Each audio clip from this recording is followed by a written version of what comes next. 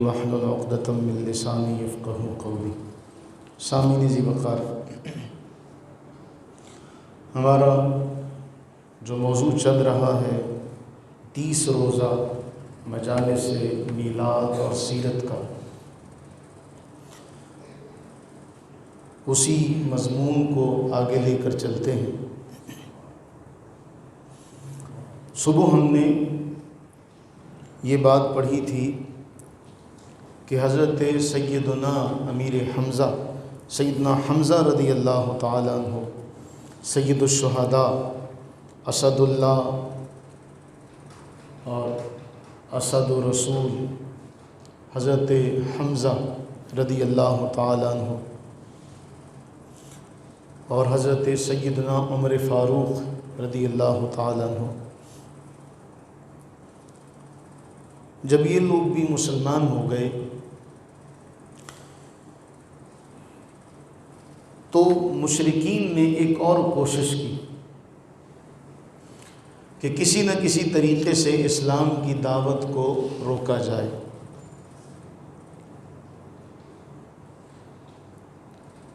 عتبہ نامی ایک کافر ایک روز قریش سے کہنے لگا، کیوں نہ میں محمد صلی اللہ علیہ وسلم کے پاس جاؤں اور میں جا کے ان کے سامنے چند امور پیش کروں، ان سے گفتگو کروں، مجھے ایک موقع دو، میں ان کے ساتھ جا کر ڈیل کرتا ہوں کوئی نہ کوئی جو مجھ سے بن پڑی۔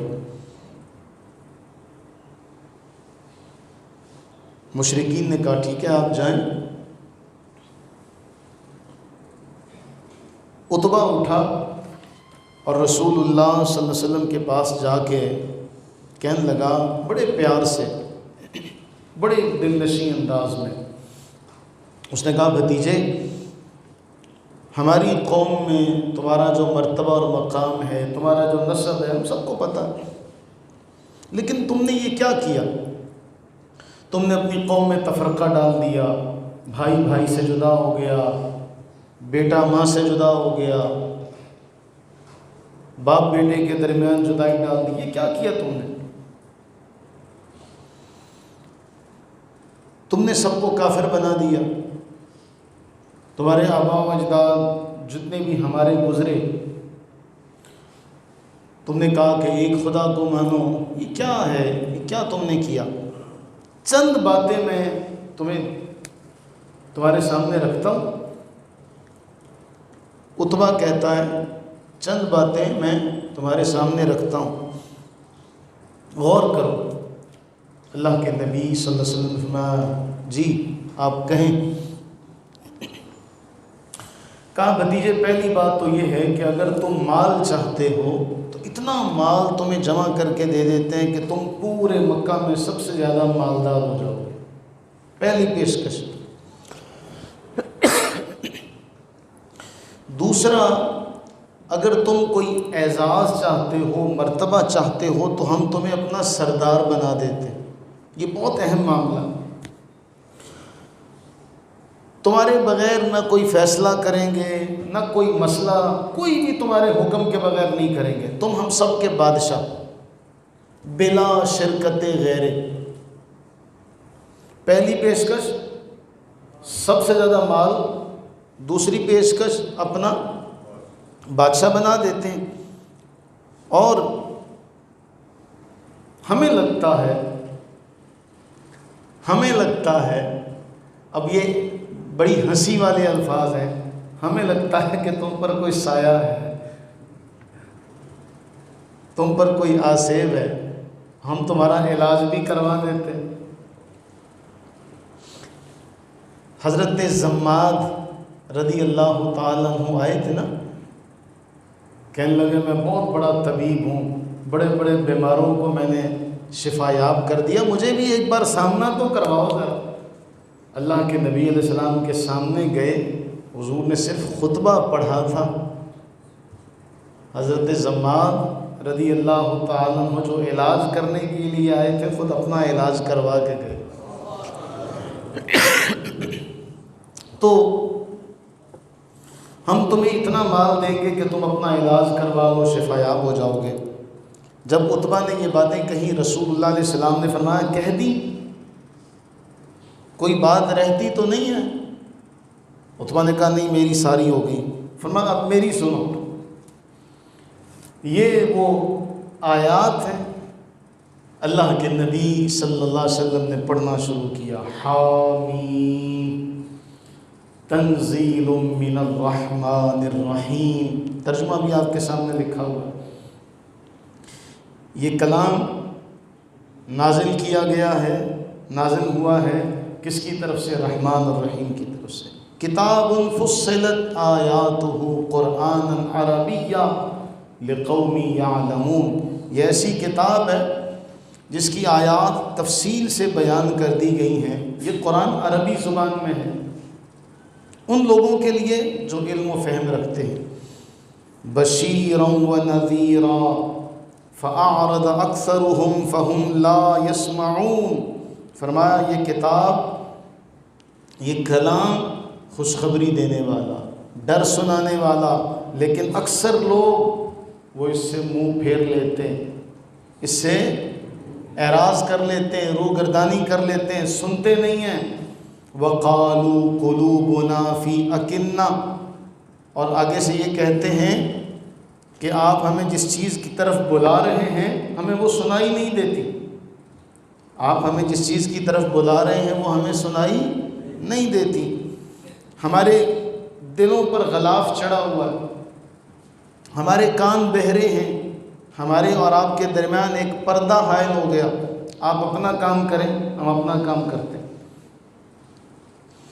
چھٹی آیت، قُلْ إِنَّمَا أَنَا بَشَرٌ مِثْلُكُمْ يُوحَىٰ إِلَيَّ أَنَّمَا إِلَٰهُكُمْ إِلَٰهٌ وَاحِدٌ۔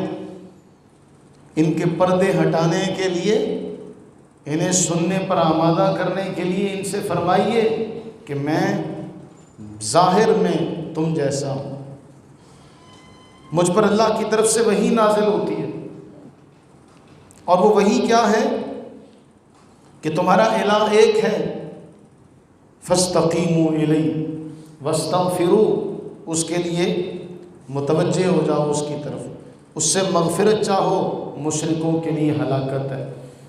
الذین لا یؤتون الزکاۃ وہم بالآخرۃ ہم کافرون، جو زکوٰۃ ادا نہیں کرتے وہی تو آخرت کے بھی منکر ہیں۔ ان الذین آمنوا وعملوا الصالحات لہم اجر غیر ممنون، جو لوگ ایمان لائے، نیک اعمال کیے، ان کے لیے کبھی ختم نہ ہونے والا اجر ہے۔ قل أئنکم لتکفرون بالذی خلق الارض فی یومین وتجعلون له اندادا ذلک رب العالمین۔ فرما دیجئے کیا تم اس اللہ کا انکار کرتے جس نے زمین کو 2 دن یعنی 2 مدتوں میں پیدا فرمایا؟ تم اس کے لیے ہمسر بناتے ہو، وہی سارے جہانوں کا پروردگار ہے۔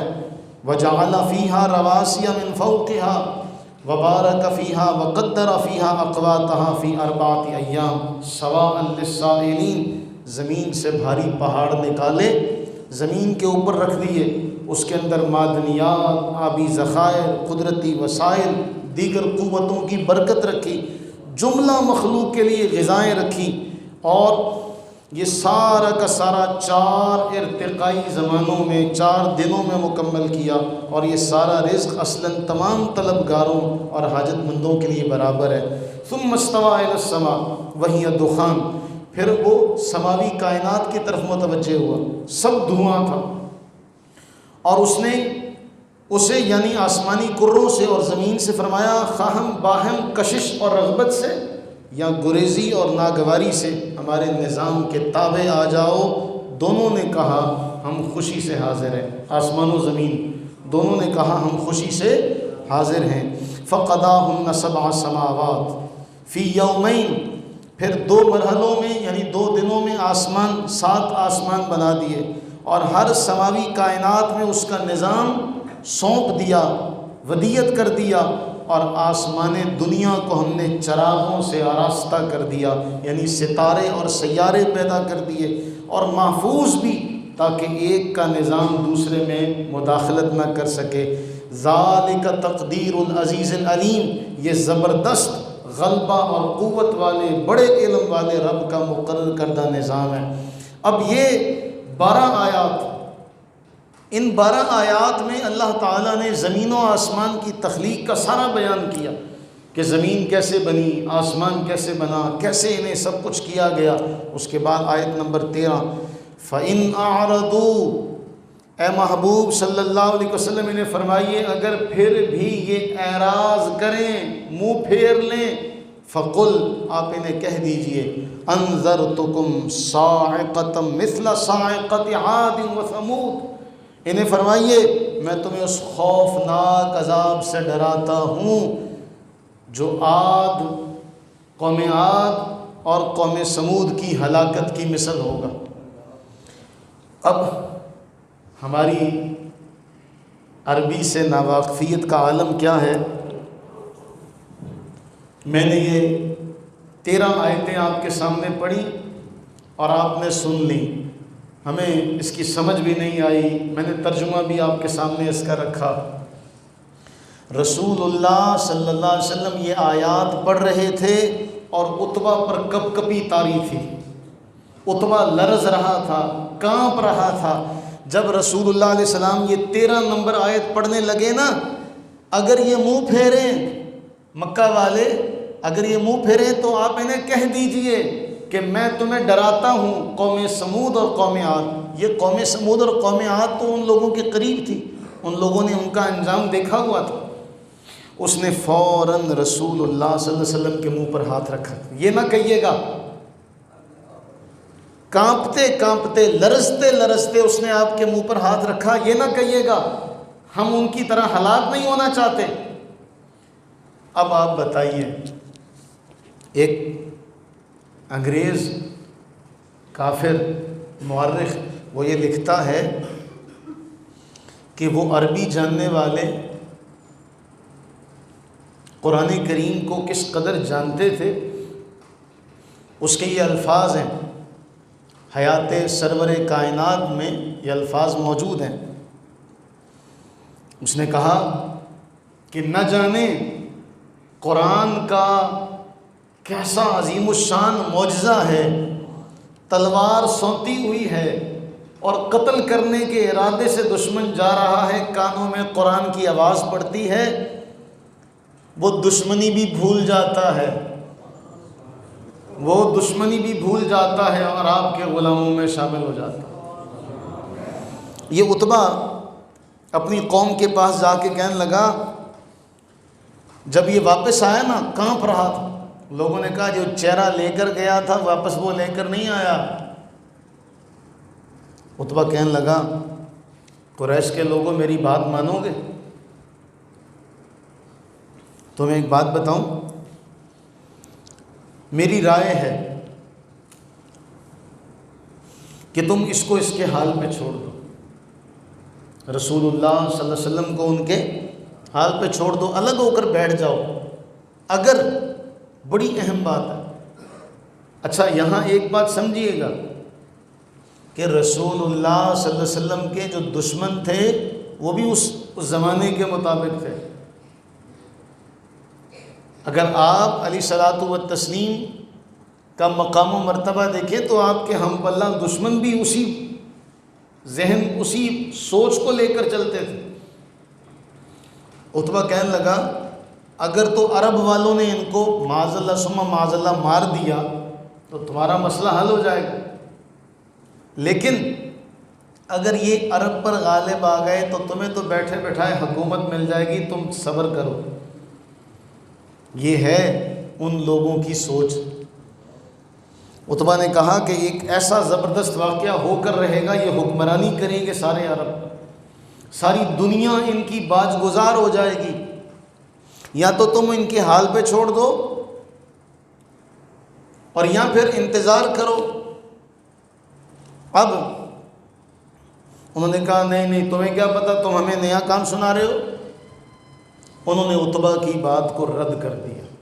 اب یہاں رک کر ایک اور بات ضمن عرض کرتا چلوں، آج کے دور میں ملحدین یہ کہتے ہیں، پرویز ہود بھائی جیسے لوگ جو ہیں وہ یہ کہتے ہیں کہ جی یہ جو رسول اللہ صلی اللہ علیہ وسلم نے اعلان نبوت کیا تھا یا یہ جو معاملہ تھا یہ سارا اس لیے تھا کہ ہمیں دولت مل جائے، حکومت مل جائے۔ وہ کہتے ہیں کہ آل از پلیجرزم، یہ سارا کا سارا من گھڑت ہے، یہ سارا کا سارا بنایا ہوا پری پلان پروگرام ہے، اور سارا تورات سے انجیل سے لے کے اللہ کے نبی نے پیش کر دیا، آپ کو حکومت چاہیے تھی۔ بھئی سیدھی سی بات ہے، عتبہ ابھی تھوڑی دیر پہلے ہم نے پڑھا، عتبہ نے کیا کہا تھا؟ سب سے زیادہ مال آپ کو دیتے ہیں، آپ کو اپنا سردار بنا لیتے ہیں۔ اگر رسول اللہ علیہ السلام کو یہی چیزیں چاہیے ہوتی تو وہ تو بغیر جنگ کے آپ کو مل رہی تھی، وہ تو آپ کو بغیر جنگ کے بغیر سب کچھ کیے وہ ساری کی ساری چیزیں مل رہی تھی، آپ نے ان سب کا انکار کر کے کلام اللہ سنایا۔ یہ حامیم السجدہ کی آیات پڑھیے گا، جا کے دیکھیے گا کہ اللہ نے ان میں کیا کیا فرمایا۔ حالات بد سے بدتر ہوتے چلے جاتے ہیں۔ حضرت ابو طالب کو اللہ تعالیٰ نے بڑی فہم و فراست سے نوازا، اور رسول اللہ علیہ السلام پر جو مصائب آئے ان کا ذکر میں آپ کے سامنے یہ حدیث ہے مسند احمد کی۔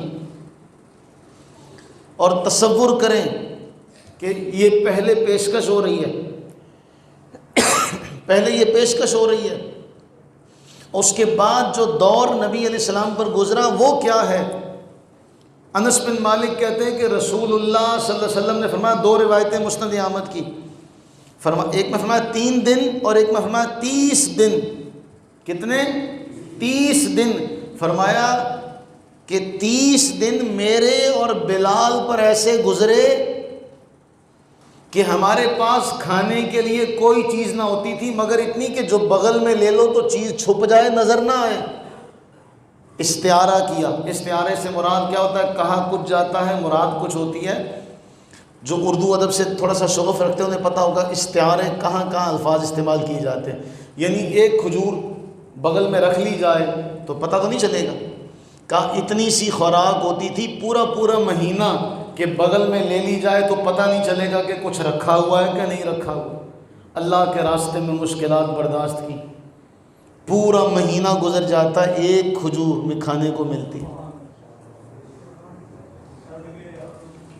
ایک کھجور کھاتے ہیں، 3 دن گزر جاتے ہیں، مہینہ گزر جاتا ہے۔ فرماتے ہیں کہ اللہ تعالیٰ کے نبی علیہ السلام ہے، جتنا مجھے اللہ کے راستے میں ستایا گیا اتنا کسی کو ستایا نہیں گیا، جتنا مجھے اللہ کے راستے میں ڈرایا گیا اتنا کسی کو ڈرایا نہیں گیا۔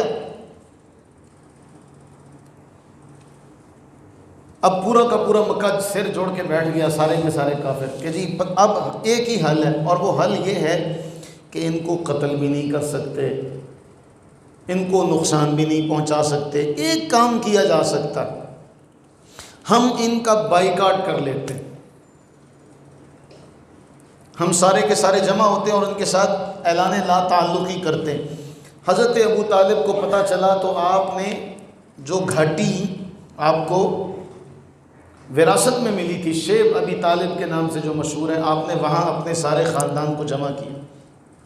ایک بات اور بڑی اہم ہے، اس زمانے میں لوگ اپنی برادری کا بڑا خیال رکھتے تھے، اپنی برادری کا بڑا خیال رکھتے تھے۔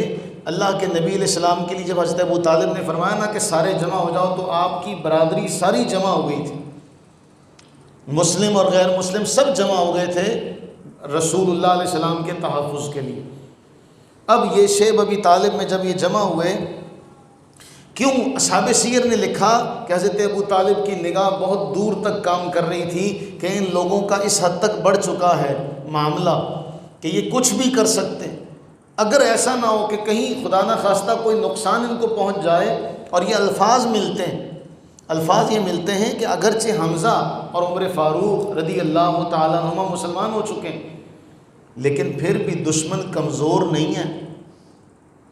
انہوں نے یہ کیا کہ اب انہوں نے فیصلہ کر لیا کہ ہم رسول اللہ علیہ السلام کو قتل کریں گے۔ کیوں؟ 4 ہفتے، 1 ماہ، 4 ہفتے میں مشرکین کو 4 دھچکے لگ چکے تھے۔ حضرت حمزہ مسلمان ہو گئے، حضرت عمر فاروق مسلمان ہو گئے، رسول اللہ علیہ السلام نے ان کی ساری پیشکش کو رد کر دیا، اور حضرت ابو طالب کا سارا قبیلہ رسول اللہ کے تحفظ کے لیے ایک ہو گئے۔ یہ 4 جھٹکے تھے، یہ دھچکے لگے کفار مکہ کو۔ اب انہوں نے کہا چلو اب ان کے ساتھ ہم بائیکاٹ کرتے ہیں۔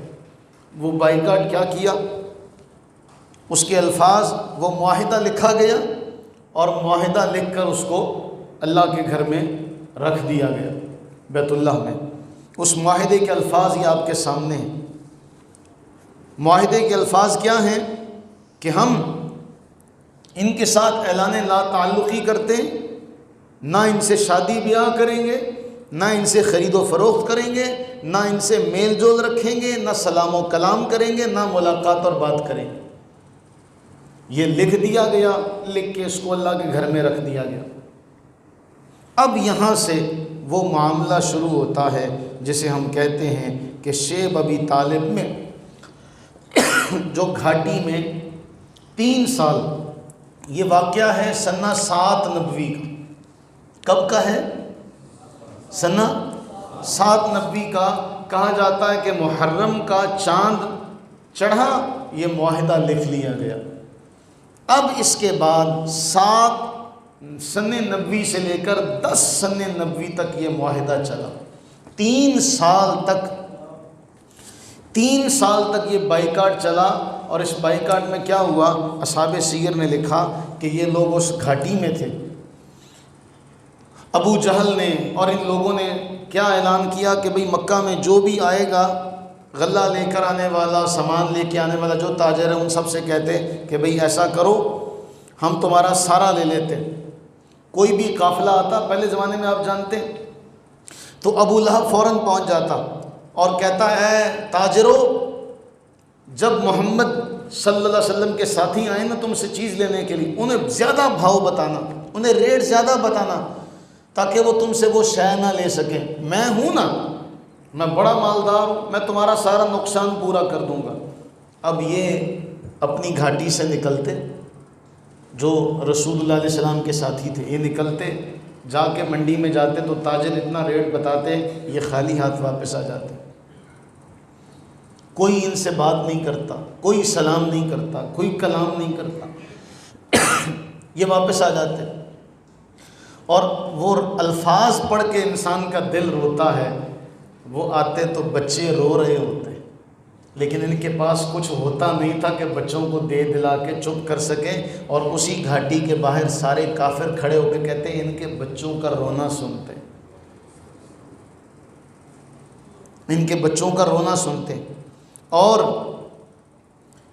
صرف حرمت والے مہینے ذیقعد، ذی الحج، محرم اور 4تھا مہینہ رجب کا، ان مہینوں میں یہ لوگ باہر نکلتے تھے،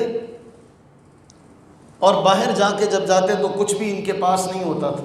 ایسے میں کچھ لوگ تھے، کچھ لوگ ایسے تھے جو ان کو کھانے پینے کی چیزیں پہنچایا کرتے تھے، کچھ لوگ تھے ایسے، لیکن وہ ان کے لیے پورا نہیں پڑتا تھا۔ اصحاب سیر نے یہاں تک لکھا کہ جو شیب ابی طالب میں 3 سال گزارے، اس میں اس گھاٹی میں رہنے والے جو صحابہ کرام ہیں، وہ کہتے کہ ہم نے پتے تک کھائے، جتنے وہاں پہ درخت تھے سب کے پتے ہم نے کھا لی، یہاں تک کہ ہماری باچھیں، ہماری جو براچیں تھیں نا، ہمارے ہونٹ چھل گئے تھے، ہمارے پاس کھانے کے لیے کچھ نہیں بچا تھا۔ چمڑا کسی کے پاس آیا تو چمڑا اس کو ابال کے تو اس سے چمڑے کو کھانے لگ پڑے۔ 3 سال گزارے۔ آپ اندازہ کریں ایسے عالم میں بھی جب حج کا موقع آتا تو رسول اللہ علیہ السلام باہر نکل کے حج والوں، جو حج کرنے آتے تھے نا، انہیں دعوت دیتے توحید کی، انہیں توحید کی دعوت دیتے۔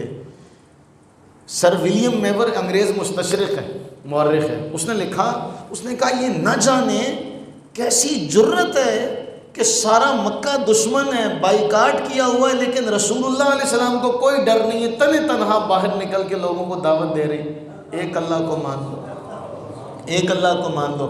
وہ پھر یہ کہتا ہے، ثابت یہ ہوتا ہے کہ ان کے پاس جو تعلیم تھی اس کی سچائی اس قدر ان کے دل میں راسخ تھی، انہیں اپنے سچے ہونے کا اس قدر پختہ یقین تھا، اسی یقین کے بلبوتے پر یہ باہر چلے جاتے تھے۔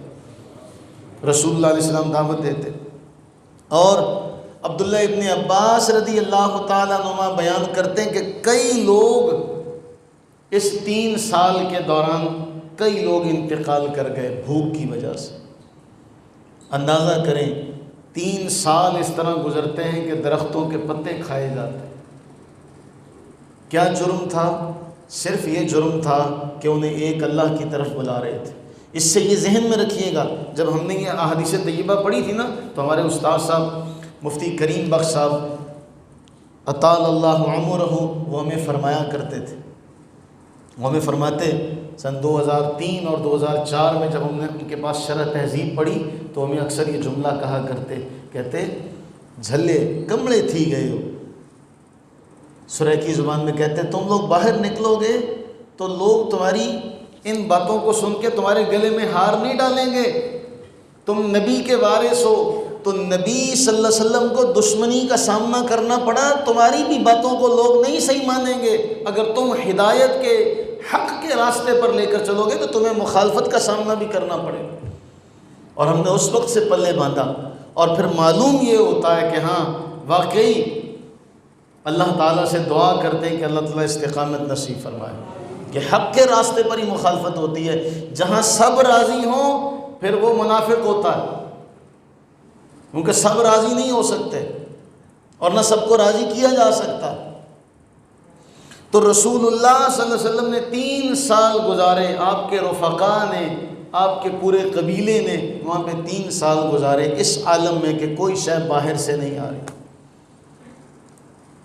کچھ لوگ تھے جو رات کے وقت اپنے اونٹوں پر سامان لاتے اور پاس جب جاتے نا گھاٹی کے تو رسی کھول دیتے، لگام کھول کے تو اونٹ کو دھکا دیتے، بھئی جا چلا جا، تو وہ وہاں سے کچھ نہ کچھ اتار لیتے. یوں یہ 3 سال ان کے گزرتے. اب وہ جو کافروں میں بھی جو نرم دل لوگ تھے ان کا بھی نام تاریخ میں آتا ہے، تاریخ میں ان کے نام محفوظ ہیں. یہ اس کی سب سے بڑی بین دلیل ہے. پتہ ملحدین سے ایک بار ہمارا ٹاکرا ہوا تو وہ ہمیں کہنے لگے بھی ایسے لوگ بتاؤ، اسلام نے ایسے سب لوگوں کو مار دیا جنہوں نے ان کی بات نہیں مانی، مسلمانوں نے ان سب کو مار دیا. ایسے بتاؤ جو کافر بھی ہوں اور اسی کفر پر رہے ہوں. تو یہ تاریخ میں 5 نام ہیں. کفار مکہ کے اندر جو نیک لوگ تھے جو اس بائیکاٹ کی مخالفت کیا کرتے تھے، مکہ والوں کے ساتھ نہیں تھے، لیکن مسلمان بھی نہیں تھے، مسلمان بھی نہیں تھے، لیکن ساتھ دیا کرتے تھے انسانی ہمدردی کی بنیاد پہ. اور انہی لوگوں نے بعد میں آ کر کہا کہ نہیں، یہ جو بائیکاٹ کیا ہوا یہ بائیکاٹ ختم ہونا چاہیے. 3 سال پھر ان لوگوں نے آ کر ایک دوسرے سے کہا ہمارے بچے تو کھانا کھائیں لیکن بنی ہاشم ان کے بچے روئیں، ہم تو عالی شان کپڑے پہنیں، وہ بھوکے رہیں، پیاسے رہیں، بغیر کپڑوں کے رہیں. اب یہ بات چل پڑی، آپس میں دشمنی پھوٹ پڑی. ایک بار ایسا ہوا، یہاں رسول اللہ صلی اللہ علیہ وسلم نے حضرت ابو طالب سے فرمایا چچا جان مجھے میرے رب نے خبر دی ہے کہ وہ جو صحیفہ وہ جو لکھا تھا نا وہ سارا کا سارا دیمک نے کھا لیا، سوائے رب کے نام کے اس میں کوئی شے بچی نہیں ہے، سارا کا سارا دیمک نے چاٹ لیا ہے. آپ جائیں اور جا کر انہیں بتائیں کہ اس بات پہ آ جاتے ہیں تم مان لو اگر وہ صحیفہ اسی طرح ہوا جس طرح میرے بھتیجے نے بتایا ہے تو پھر تم ہمیں کچھ نہیں کہو گے. حضرت ابو طالب جاتے ہیں یہاں سے حضرت ابو طالب پہنچے. وہاں یہ 5 آدمی جو تھے، بڑا طویل واقعہ، ان 5 نے مل کے پلان کیا تھا ایک دوسرے کے پاس جا کے بھی تو بھی کہنا، تو ایسے کہنا، تو ایسے کہنا. یہ 5 کافر اللہ تعالیٰ نے کیسے مدد کی، ان 5 کے ذریعے سے پورے کے پورے کفار مکہ کو ان کے اس معاملے کو ختم کروایا. یہاں وہ پہنچے، یہاں حضرت ابو طالب پہنچ گئے. حضرت ابو طالب نے کہا وہ ذرا مقاطع کا جو بائیکاٹ کا جو تم نے صحیفہ لکھا ہے وہ تو لے کر آؤ نا ذرا باہر، ہم نے کچھ بات کرنی ہے. ادھر وہ لوگ تیار تھے کہ ہم نے اس کو پھاڑ کے پھینک دینا ہے. اللہ کی کرنی ایسے ہوئی جب وہ باہر لے کر آئے تو واقعی اسی طرح تھا جس طرح رسول اللہ علیہ السلام نے فرمایا تھا.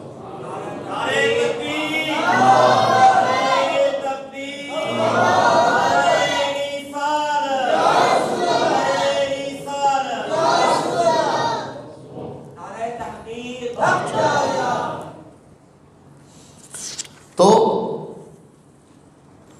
حضرت ابو طالب نے جب یہ باہر لے کر آئے نا تو حضرت ابو طالب نے انہیں کہا، وہ اس لیے پہلے نہیں بتایا تھا، کیا کمال کا محبت کا رشتہ حضرت ابو طالب کا، آپ اندازہ نہیں لگا سکتے۔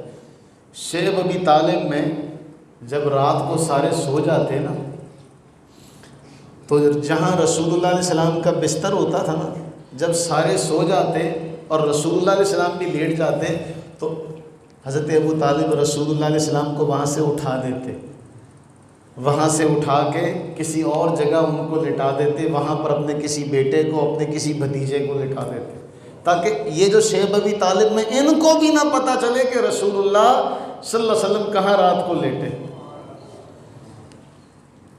اندازہ کیجئے کہ وہاں شیب ابی طالب میں جہاں رسول اللہ علیہ السلام کا بستر پہلے لگتا تھا، جب سارے سو جاتے تو وہاں سے رسول اللہ علیہ السلام کو اٹھا دیا جاتا کہ اے بھتیجے یہاں سے اٹھ جائیں، یہاں کسی اور کو لٹا دیا جاتا اور پھر رسول اللہ علیہ السلام کو کسی اور جگہ لٹایا جاتا۔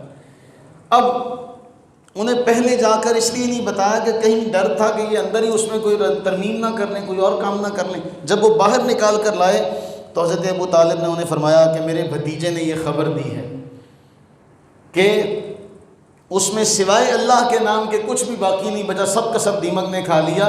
تم اس بات کو مانتے ہو؟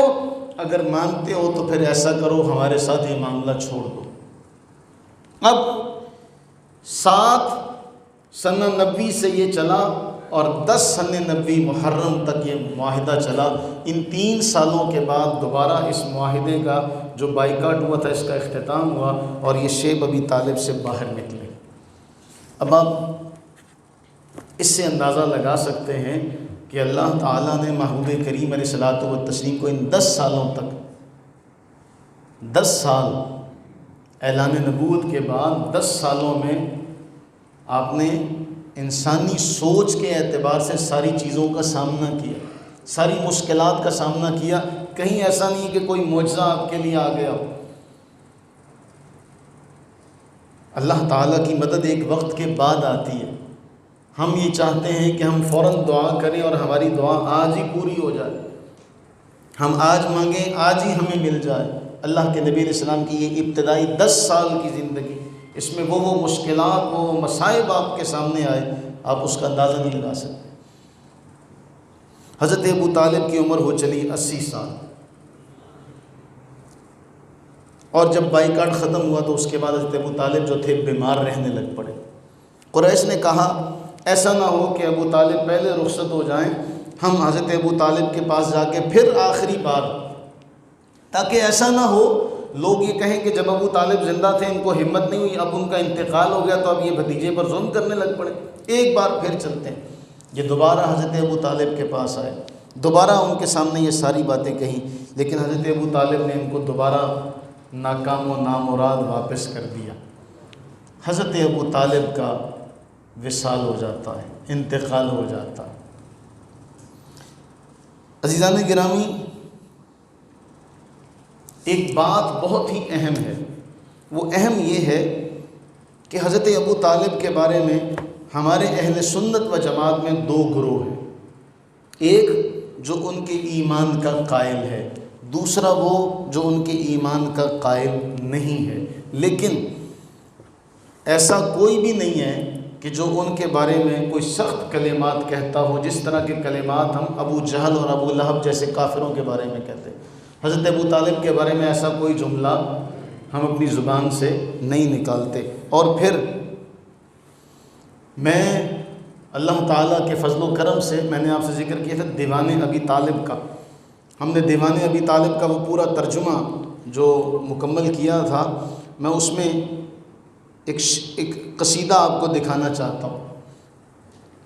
جب یہ شیب ابی طالب کا معاملہ ہوا تو شیب ابی طالب کے معاملے کے بعد حضرت ابو طالب نے ایک قصیدہ کہا تھا، اس قصیدے کے 100 سے زیادہ شعر ہیں، اس قصیدے کے 100 سے، یہ قصیدے کی بات کر رہا ہوں، دیوان کی بات نہیں کر رہا، یہ دیوان ابی طالب ہے پورا، میرے پاس اس کے 138 صفحات ہیں، 100 قصیدہ، اور اس قصیدے کا ہر شعر لام پر مکمل ہوتا ہے، اسے کہتے ہیں قصیدہ لامیہ۔ کیا کہتے ہیں؟ قصیدہ، جو حضرت ابو طالب نے اس موقع پر کہا جب شیب ابی طالب میں یہ لوگ تھے۔ یہ دل کرتا کہ اس کو ہم پڑھیں، تو تھوڑا سا اس میں ساتھ دیجیے گا۔ یہ وہ اشعار تھے جو حضرت ابو طالب نے رسول اللہ علیہ السلام کی شان میں ارشاد فرمائے۔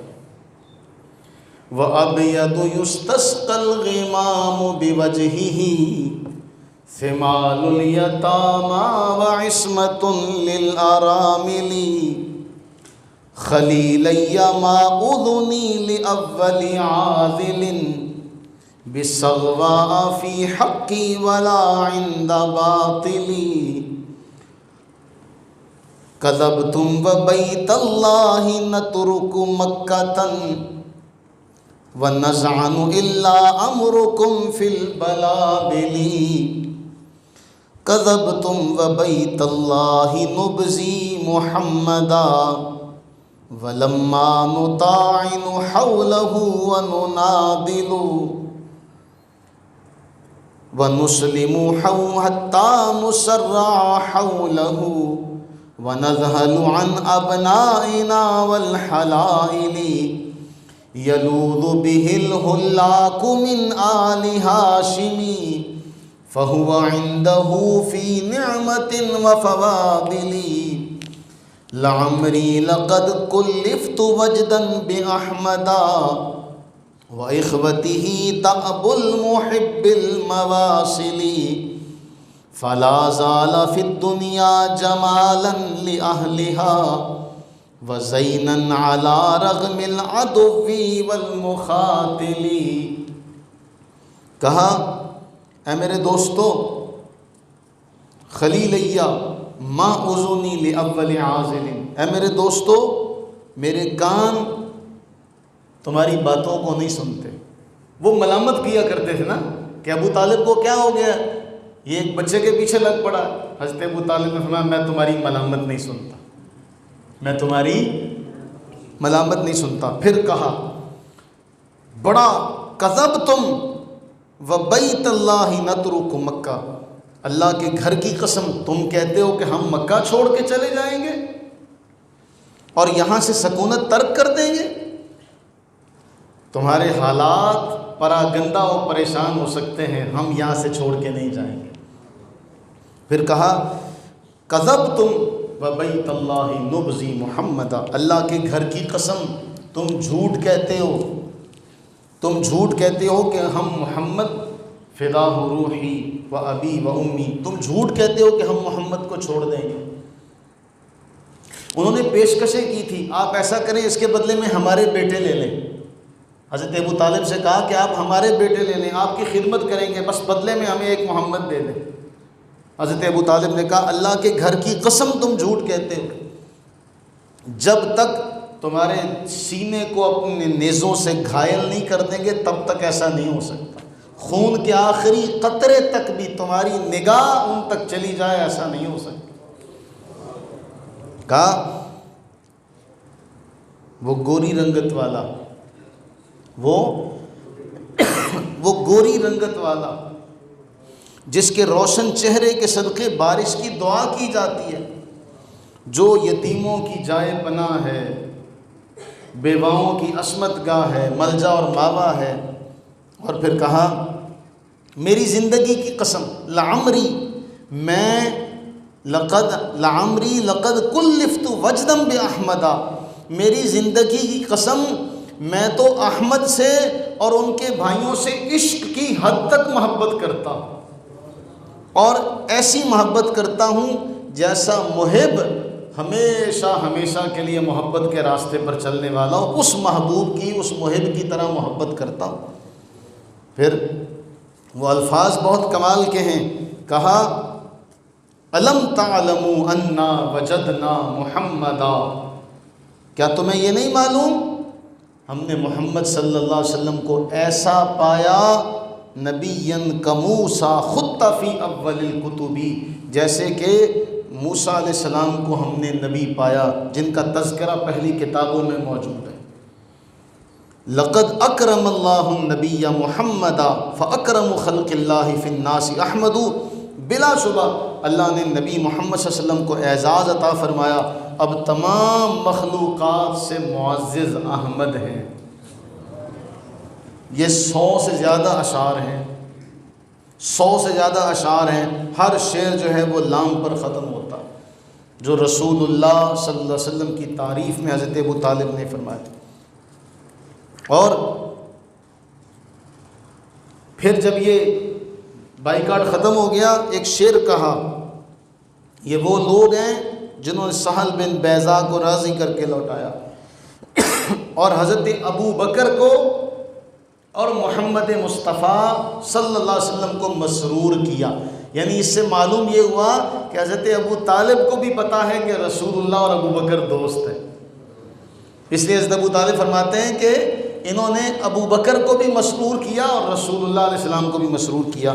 اب اس کے بعد ہمارے علماء یہ فرماتے ہیں کہ ہم ان کے بارے میں کوئی بات نہیں کہتے، اپنی زبان روک لیتے ہیں، اس لیے کہ ایک بات بہت اہم ہے جو اصحاب سیر نے لکھی کہ رسول اللہ صلی اللہ علیہ وسلم کے حوالے سے اور اس قصیدے کے بارے میں حضرت البدایہ والنہایہ میں امام ابن کثیر نے لکھا کہ یہ قصیدہ بلند مرتبہ، از حد بلیغ، اور ابو طالب کے بغیر کوئی ایسا قصیدہ نہیں لکھ سکتا، حضرت ابو طالب کے بغیر کوئی ایسا قصیدہ نہیں لکھ سکتا۔ اور پھر ایک اور جملہ جو اصحاب سیر نے کہا، انہوں نے کہا سب باتیں اپنی جگہ پر، لیکن یہ بات علامہ شبلی نے کہی۔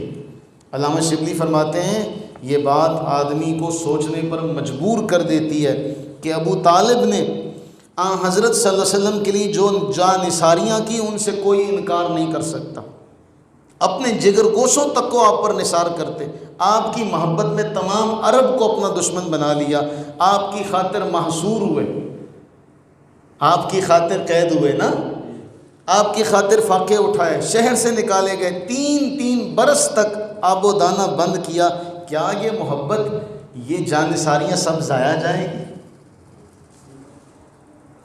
ایسا ہو سکتا ہے؟ اس لیے ہم حضرت ابو طالب کے بارے میں کوئی بات نہیں کہتے۔ انہوں نے اپنی ساری زندگی رسول اللہ علیہ الصلوۃ والتسلیم کی ذات کی عزت عصمت کی تحفظ کی خاطر گزاری، تو آج ان کو منہ کھول کے بندہ جرت کے ساتھ ان کے بارے میں اس طرح کی باتیں کرے، ہم اس کے بارے میں خاموشی اختیار کرتے۔ حضرت ابو طالب کا جب وصال ہوا تو پھر کافروں کو تو موقع مل گیا۔ حضرت ابو طالب کے وصال کے صرف 3 دن بعد اماں خدیجہ رضی اللہ تعالی عنہ کا بھی وصال ہو گیا۔ یوں یہ دونوں وہ ہستیاں تھیں، ایک حضرت ابو طالب اور دوسری اماں خدیجہ، یہ دونوں وہ ہستیاں تھیں جن سے رسول اللہ علیہ السلام کو بڑی امید تھی، ڈھارس بندی رہتی تھی، اور جب یہ دونوں ہی چلے گئے تو پھر اس سال کو غم کا سال قرار دیا گیا۔ میرے عزیزو، یہ ہماری نشست یہاں پر مکمل ہوتی ہے کہ ہم نے آج کی نشست میں جو پڑھا، جو ہمارا سفر چل رہا تھا، 10 سنہ نبوی تک ہم پہنچ چکے ہیں۔ کتنے تک؟ 10 سنہ نبوی تک۔ یہاں حضرت ابو طالب کا بھی، حضرت اماں خدیجہ رضی اللہ تعالیٰ عنہ کا بھی وصال ہو چکا، اور اس کے بعد اصحاب سیر نے لکھا یہ جتنے بھی واقعات ہمیں ملتے ہیں نا سختی کے، یہ حضرت ابو طالب کے بعد تھے۔ اور پتہ ہے اللہ کے نبی علیہ السلام نے کیا فرمایا؟ فرمایا چچا میں تیرے جانے کو کس قدر جلدی محسوس کرنے لگ پڑا۔ اے چچا تیری جدائی مجھے بڑی محسوس ہوتی ہے، تیری جدائی کا میں احساس بہت کرتا ہوں۔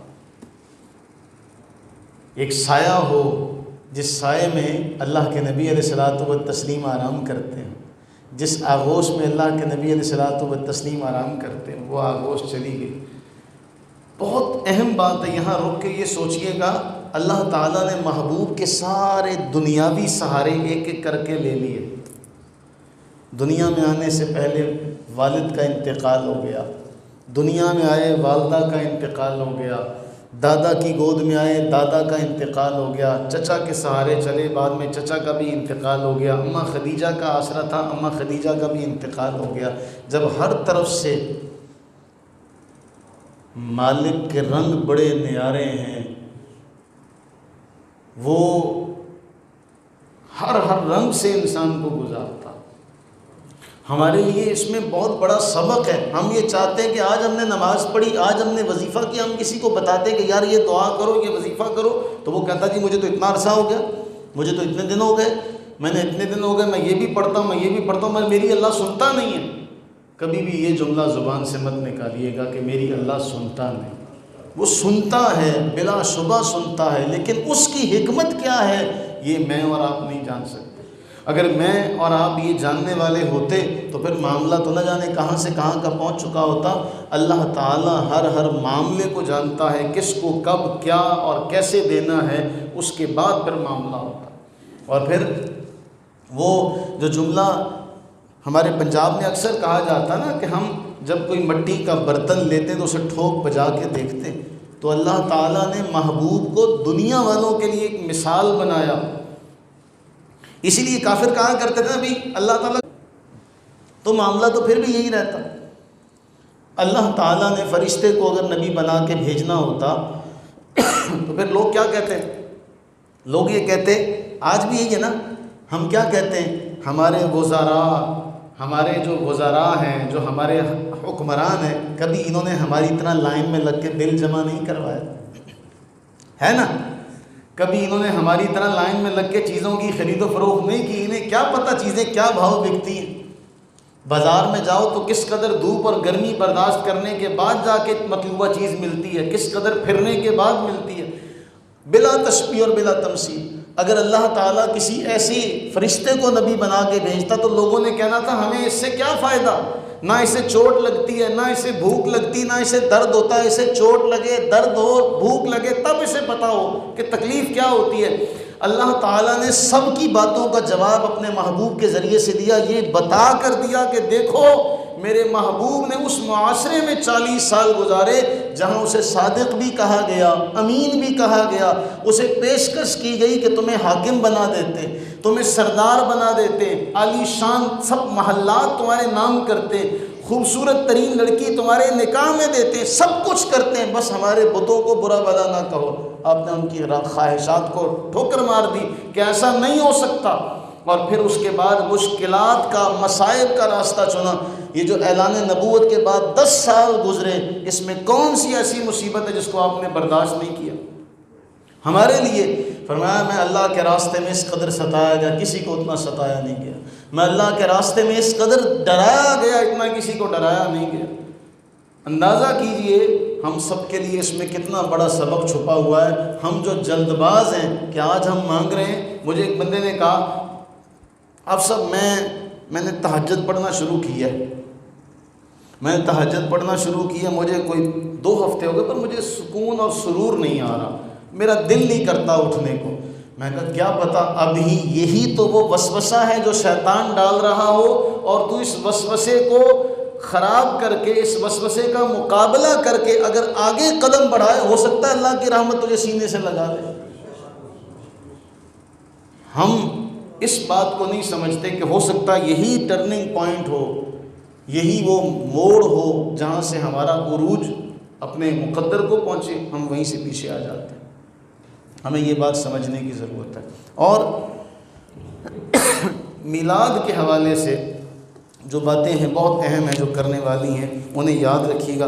ہم انشاءاللہ صبح کی نشست میں جو ہمارا کل کا موضوع ہے، اس میں انشاءاللہ ہم سفر طائف کا واقعہ پڑھیں گے، اس کے بعد پھر سفر معراج کا تذکرہ ہوگا۔ یہ سفر انشاءاللہ چلتا رہے گا۔ اللہ سے دعا کریں کہ ہم رسول اللہ علیہ السلام کے اعلان نبوت کے بعد 10 سال، یعنی آپ کی زندگی کے 50 سال، آپ کی زندگی کے 50 سال تک کا ہم سبق سفر کی صورت میں طے کر چکے ہیں. آئندہ کا جو سفر ہے دعا کریں اللہ سے کہ اللہ ہمیں اس کو بھی طے کرنے کی توفیق و ہمت عطا فرمائے. اب کچھ باتیں ہیں جو بہت اہم ہیں. یاد رہے کہ جو ہمارے ہاں محافل میلاد ہوتے ہیں وہ اس میں جو کچھ باتیں ہوتی ہیں وہ بہت اہم ہیں. ہمارے علماء نے کیا فرمایا کہ میلاد کس بات کا نام ہے. یہ اعتراض کرتے ہیں، میرے پاس وہ ساری تصاویر موجود ہیں، میں آپ کو دکھا سکتا ہوں پروجیکٹر پہ. اعتراض یہ کرتے ہیں جی میلاد کہاں لکھا ہے. اچھا محافل میلاد جائز نہیں تو بتائیے جو آپ سیرت کانفرنس کرتے ہیں یہ جائز ہے؟ ہر جگہ پر ہو رہی ہیں اور میرے پاس ان سب کے اشتہارات موجود ہیں، اگر آپ چاہیں گے تو میں آپ کو دکھا دوں گا. میں یہ سوال کرتا ہوں پھر اگر ہمارے میلاد کی محافل سے آپ کو تکلیف ہے تو جو آپ کی سیرت کانفرنسز ہوتی ہیں وہ کہاں لکھی ہیں؟ اس کے لیے آپ لوگوں کو جمع کرتے ہیں، وہ جائز ہے. اور پھر اپنے علماء کا استقبال کرتے ہیں تو پھول پھینکتے ہیں. ان سے سوال کیا جائے کہ بھئی یہ پھول پھینکنا کہاں سے ثابت ہے؟ وہ کہتا ہے جی محبت کا انداز. بھئی ہمارا بھی محبت کا انداز ہے اور میلاد اگر ہے تو اس میں ہم کرتے کیا؟ ہمارے علماء نے کیا لکھا؟ ہمارے علماء نے لکھا، سیدی اعلیٰ حضرت نے فتاوی رضویہ میں لکھا، کہا میلاد کی اصل کیا ہے؟ نام میلاد کا ہے، میلاد کی اصل ہے لوگوں کا جمع ہونا، جتنا آسان ہو اتنا قرآن کی تلاوت کرنا اور ان آیات و احادیث و روایات کو بیان کرنا جو آن حضرت کی شان میں وارد ہوئی ہیں. اس کو میلاد کہتے ہیں. اب میں چیلنج کرتا ہوں اس میلاد کی اصل کو تم ناجائز ثابت کر کے دکھاؤ تو ہم تمہیں مان لیں گے کہ واقعی تم نے ثابت کیا ہے کہ یہ میلاد جو ہم مناتے ہیں جو ہمارے علماء نے لکھا کہ میلاد کی اصل کیا ہے؟ قرآن پڑھا جائے جتنا آسان ہو اور آیات و احادیث جس میں رسول اللہ علیہ السلام کی شان بیان ہے ان کو بیان کیا جائے. اب نہ قرآن پڑھنا گناہ، نہ رسول اللہ کی شان میں آیات اور احادیث آثار پڑھنا گناہ، یہ دونوں ثواب کے کام ہیں اور یہ دونوں ہی میلاد میں ہوتے ہیں. اور میں ایک اور بات آپ سے ذکر کروں، امام ابن تیمیہ نے تو یہاں تک لکھا، ان کے جو شاگرد ہیں علامہ ابن قیم جوزی، امام ابن قیم جوزی کی ایک کتاب ہے جلاء الافہام، یہ اہل حدیثوں کے سب سے بڑے اماموں میں ان کا شمار ہوتا ہے. امام ابن قیم جوزی نے لکھا جلاء الافہام میں، کہا کہ اگر کوئی شخص نبی صلی اللہ علیہ وسلم پر اپنی سانسوں کی مقدار کے برابر بھی درود پڑھتا رہے تب بھی وہ آپ کا حق ادا نہیں کر سکتا. تب بھی وہ آپ کا حق ادا. اب بتائیے کتنے سانس ہیں آپ کے؟ کتنے سانس ہیں آپ؟ یہ آپ کے بڑوں نے لکھا.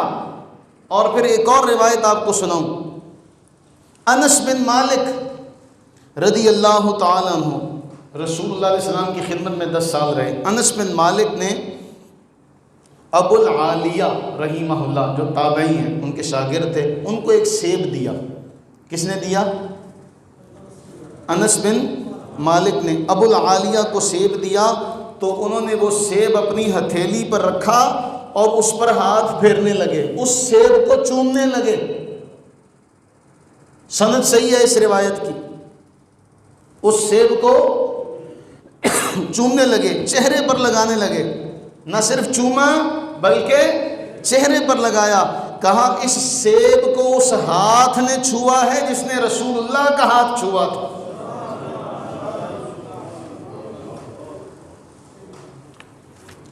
صحابہ کا اس قدر ادب کیا گیا کہ اس سیب کو اس نے چھوا ہے جس نے رسول اللہ کا ہاتھ چھوا. تو ہم تو میلاد میں یہ کرتے ہیں. بتائیے ہم نے یہ جو 12ویں ہماری مجلس ہے اس میں ہم نے کوئی ایسا غیر شرعی کام کیا ہو؟ بتائیے پھر ہم آپ کی بات کو مان لیں گے کہ میلاد منانا جائز نہیں. تو یہ ایسے ہی ان لوگوں کا جھوٹا پروپیگنڈا ہے کہ جی یہ میلاد کہاں لکھا ہے. اور ایک بات جو میں ہمیشہ ابھی کرتا آیا ہوں، یہ لال رومال والے جتنے بھی ہیں نا، سعودی عرب میں جوئے کے اڈے کھلے، سینما کھلے، ان میں سے کسی ایک کا بھی منہ ٹوٹ جائے، کسی ایک نے بھی اس پہ کوئی جملہ کہا ہو ربیع الاول کا مہینہ شروع ہوا اور یہ سارے مینڈک کی طرح ٹر ٹر ٹر ٹر کر رہے ہیں کہ جی میلاد کہاں لکھا، میلاد کہاں لکھا۔ میلاد پر تمہیں تکلیف ہے، وہاں سینما کھلنے پر تمہیں تکلیف نہیں، اس لیے کہ وہاں سے تمہیں ریال آتے ہیں۔ وہاں کے بارے تم اپنا، ان کے بارے میں کچھ نہیں تم نے بولا، میلاد کے بارے میں تم نے فوراً بولنا شروع کر دیا۔ تو میرے عزیزوں، یہ سارا ان کا ڈھکوسلا ہے کہ جی یہ کہاں لکھا ہے، یہ بتاؤ کہ منع کہاں ہے۔ ہم یہ بات نہیں کرتے کہ رسول اللہ علیہ السلام کا ذکر کیا جائے تو اس میں کیا تکلیف ہے، اور ہم میں سے کسی کا بھی یہ عقیدہ نہیں کہ رسول اللہ علیہ السلام ہر سال پیدا ہوتے، ہم تو اس دن کو خوشی کے طور پہ مناتے ہیں، اس دن کو خوشی کے طور پہ مناتے ہیں۔ اور آج یہ بات دوبارہ کہوں، جتنے بھی مسالک اس وقت ہیں ان میں سے کوئی بھی مسلک اپنے آپ کو یہ نہیں کہہ سکتا کہ میرے ہاں بدعت نہیں ہوتی۔ میں یہ ثابت کروں گا کہ ان سب مسالک کے ہاں بدعتیں ہوتی ہیں، لیکن ان سب کی توپوں کا رخ ہماری طرف ہوتا ہے کہ جی ان لوگوں کے ہاں بدعت ہوتی، اس لیے کہ آپ لوگ اس میلاد کی اصل کو نہیں جانتے، اور کچھ ہمارے اندر خرافات ہیں، کچھ ہمارے اندر کمزوریاں ہیں جن کو وہ لوگ نشانہ بناتے ہیں۔ اگر وہ کمزوریاں ہم میں سے دور ہو جائیں تو واللہ باللہ تاللہ یہ کبھی بھی ہمارے ان مجالس اور محافل پر اعتراض نہیں کر سکتے۔ یہ ہمارے چند نادان دوستوں کی مہربانی ہے کہ یہ لوگ ہم پہ اعتراض کرتے، ورنہ ان کے بڑے مرتے مر گئے، کسی کو جرت نہ ہوئی ہمارے ان معاملات کے بارے میں بولنے کی، لب کشائی کرنے۔ یہ کیوں بول رہے ہیں؟ اس لیے کہ ہمارے اپنے اندر خرافات ہیں، ہمارے اپنے اندر معاملات خراب ہیں۔ میں اس کی ایک دلیل دوں آپ کو، وہ بھی سنتے چلیے۔ اب ہوتا کیا ہے، ایک بہت بڑے محدث ہیں، میں بات سمیٹ رہا ہوں، آخری بات ہی کر رہا ہوں، 947 ہجری میں ان کی وفات ہے۔ کب ہے؟ میں بہت اہم بات کرنے لگا ہوں۔ ہم میں یہ جذبہ پیدا ہونا چاہیے کہ جو غلط ہے ہم نے اس جگہ نہیں جانا۔ 947 ہجری میں ان کی وفات ہے۔ کب؟ میں 947 پھر کہہ رہا ہوں، رسول اللہ صلی اللہ علیہ وسلم کے دنیا سے جانے کے کتنے سال کے بعد؟ نہیں، آپ کے دنیا سے جانے کے بعد 947 میں سے 10 اور کم کر دیں، 937 سال، 900 لگا لیں، 900 سال کا عرصہ بھی ایک عرصہ کہلاتا ہے نا۔